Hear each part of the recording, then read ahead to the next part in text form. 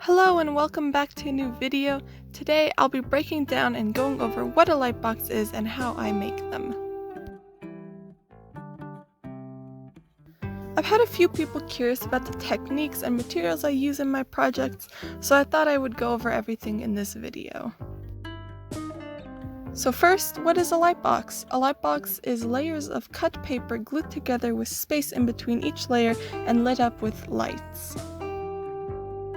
I've heard it called by a few names like shadow boxes, light boxes, papercut art boxes, but I just call it a light box because it's a box that you light up, so it feels the most fitting.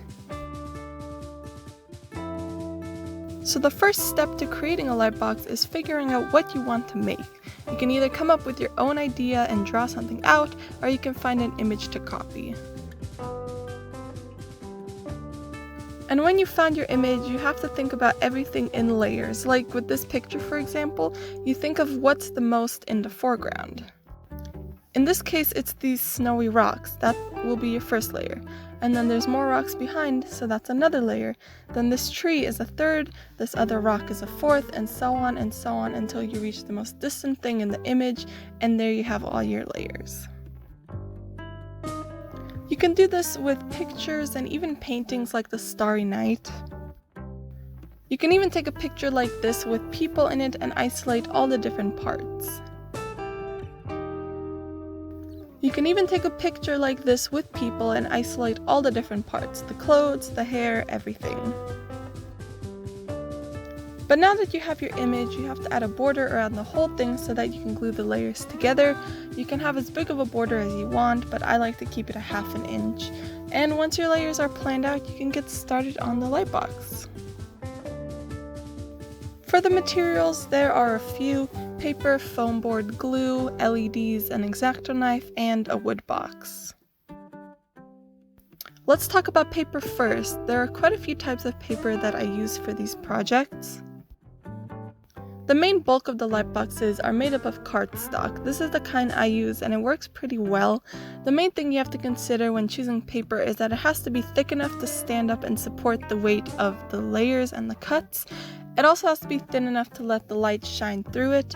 Printer paper is very thin and can't even stand up by itself, so it's not a very good option.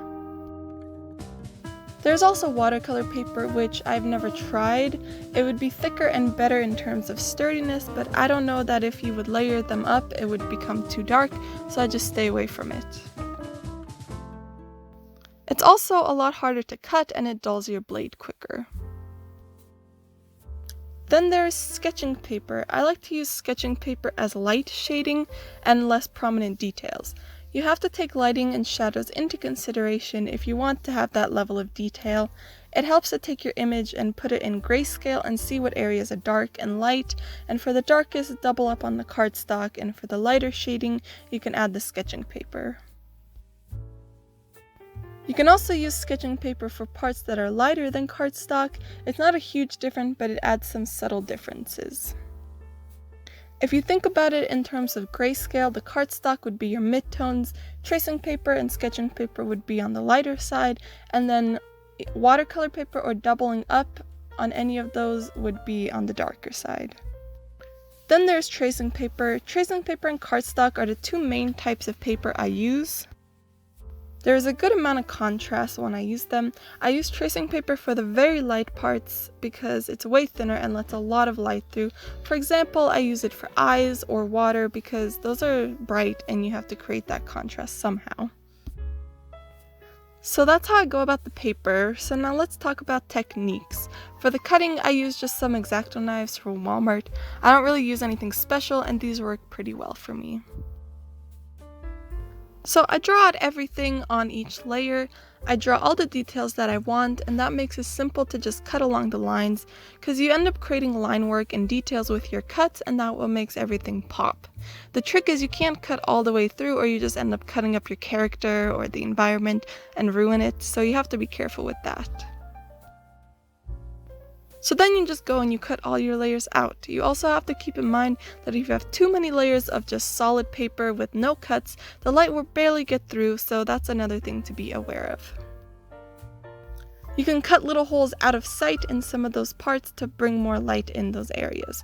It can be tricky to know if it's too dark until the end when you light it up, so you can go back when it's done and adjust.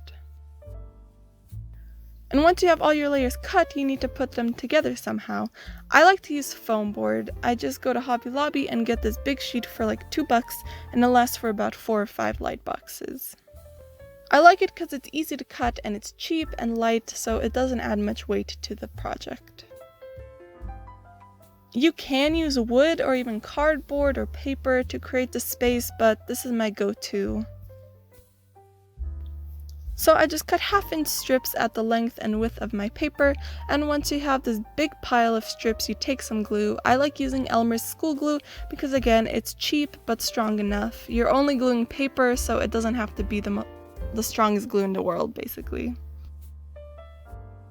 So you just glue the layers together. You can double up the foam board and create more depth depending on the light box and the scene.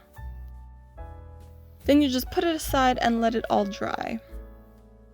So now you have the interior of your light box, and you can leave it like this, but I like to put mine in a box and have it all nice.